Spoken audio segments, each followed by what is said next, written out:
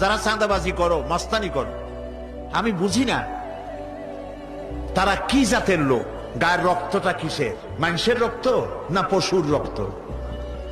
চাঁদাবাজি করতে যাও কি জন্যে?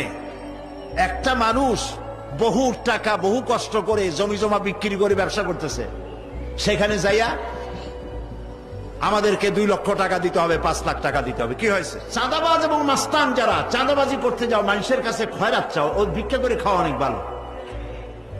মসজিদের সামনে একখান থাল নিয়ে বসে থাকো, যে আল্লাহর রাস্তায় খয়রাত দাও। দোকানদারের কাছ থেকে চাঁদাবাজি করা, বিল্ডিং কেউ নতুন বানাইতে পারে না, অমনি হাজির। গলায় সোনার চেন, হাতে কতগুলা আংটি, তারপরে হাতে মোবাইল, গলায় সোনার চেন। শহরের মহা উল্লুক